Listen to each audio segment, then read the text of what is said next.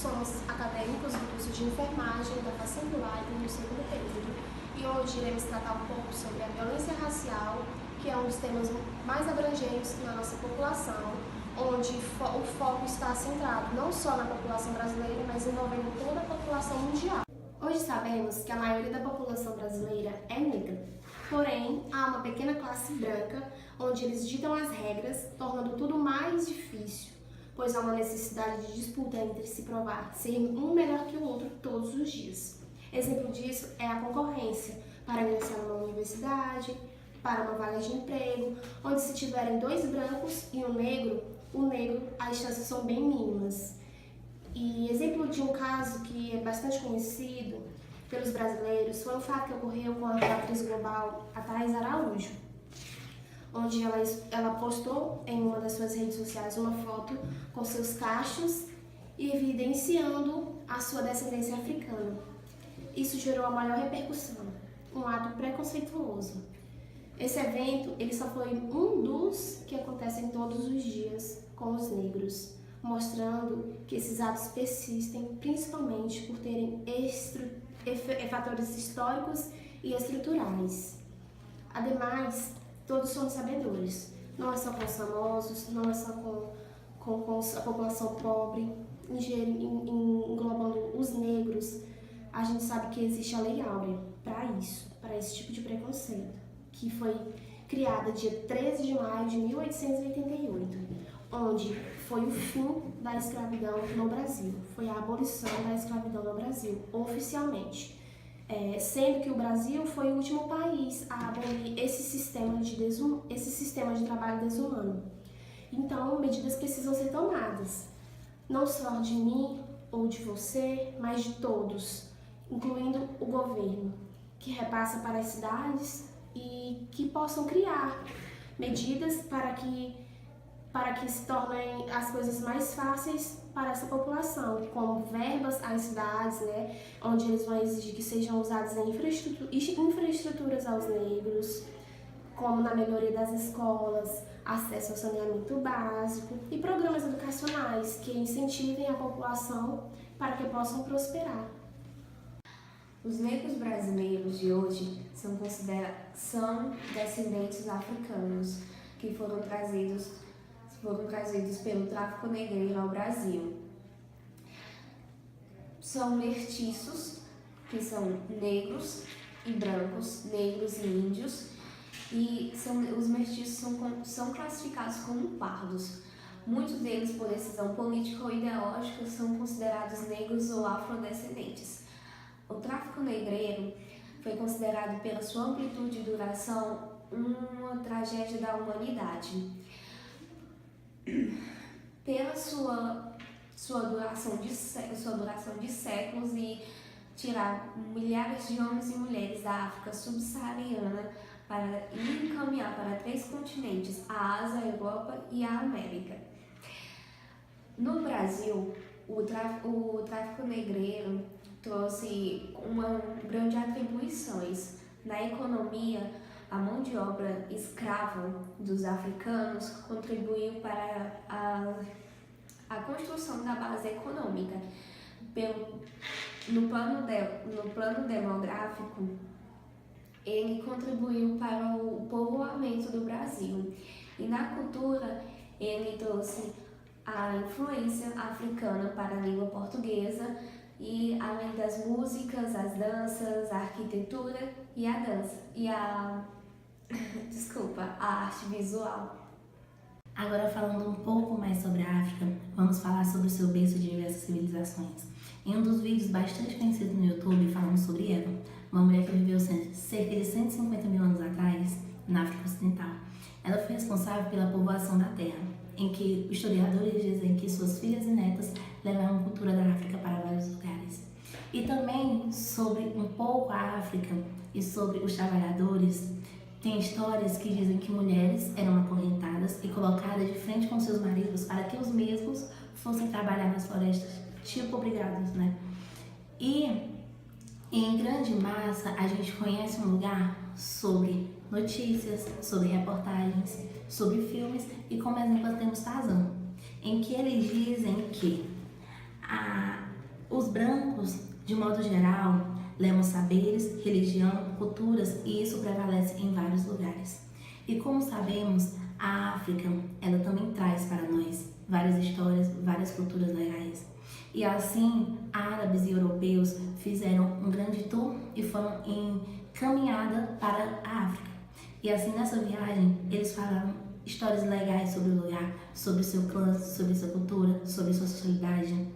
E eles falam que não é o que a gente simplesmente vê, que não é o que a gente simplesmente acha que é. A África não é somente pobre, a África não é somente desnutrição, a África não é somente fome.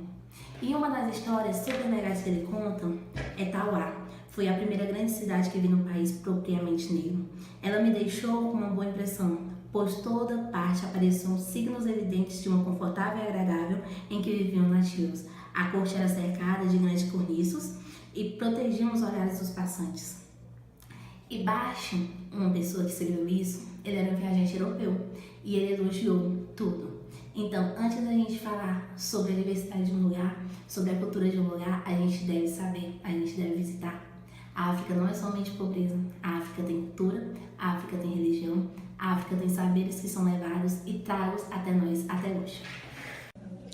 Ao longo desses anos, a resistência negra foi muito persistente. Dentre elas, tivemos alguns movimentos que ocorreram, nesse longo tempo. Um exemplo deles é a revolta da Chibata, que aconteceu em 1910. Foi uma revolta contra os castigos físicos que ocorriam na Marinha naquela época. Esse movimento foi liderado por João Cândido, que era conhecido como Almirante Negro. Ele dominou os navios, que tinham naquela época na Baía de Guanabara e ameaçaram bombardear a capital, que era o Rio de Janeiro. O governo, então, cedeu em que eles tivessem no decreto que eles queriam, que era eliminar a Chibata. E lá, depois de um tempo depois, o governo foi e fez uma anistia com esses revoltados, que foi penalizar eles e expulsar eles, os marinheiros lá dos navios. Outro movimento que foi muito forte foi a Frente Negra Brasileira, que foi uma entidade representativa dos desejos e aspirações da população negra da década de 30, que desempenhou na história do negro um lugar que o Estado não ocupou em relação à população. Ofereceu escolas, assistência à saúde, assistência social e teve também uma atuação política muito marcante. Bom, pessoal, voltando aqui ao assunto violência racial, a violência racial ela existe desde nós aqui, seres humanos na Terra, até hoje, no mundo em que vivemos, no século em que vivemos, no século XXI. Bom, a violência racial no Brasil, voltada para o lado das mulheres, é um assunto bem polêmico, devido ao acúmulo e a quantidade de porcentagem de homicídios em cima delas, Entre mulheres negras, crianças e adultos, as mulheres têm uma porcentagem gigantesca em mortes, em casos, em violências domésticas, em qualquer lugar público. As mulheres negras elas sofrem mais com esse tipo de preconceito, que é o famoso racismo. Bom, voltando um pouco para fora, o racismo foi uma coisa que mudou o pensamento de muitas pessoas e não mudou também, Podemos ver dessa forma. Quando a gente fala em racismo, a gente lembra da escravidão, com que os negros, com que os brancos faziam com os negros, Os negros eles eram transportados para cidades grandes em transatlântica, pelo mar de navio, Eles vinham acorrentados, eles favoreciam todo o trabalho dos brancos, para os brancos sempre se sobressaírem, Como toda a vida, até um tempo atrás eles tinham mais um poder maior, de uma moral, vamos se explicar melhor, pela questão de um ser branco e a questão de um ser negro. eles têm uma patente menor, né, na visão de algumas pessoas.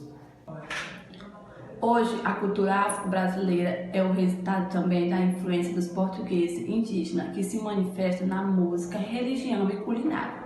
Somente a partir do século XX, começamos a aceitar e celebrar expressões artísticas nacionais. Hoje fazem parte do calendário nacional, com muita influência no dia a dia de todos nós brasileiros. A principal influência do negro no Brasil hoje, nós temos a música. Podemos citar, por exemplo, o samba, o maracatu, a congada, a cavalhada e o moçambique. Sons e ritmos que percorrem e conquistam o Brasil de ponta a ponta. A culinária é outra grande contribuição da cultura negra que influencia nosso dia a dia. Podemos citar pratos como o vatapá, o acarajé, manguzá, sarapatel, baba de moça, cocada e muitos outros exemplos da cozinha brasileira que é admirada por todo o mundo. Notas de vidas e sucessos de homens e mulheres negros.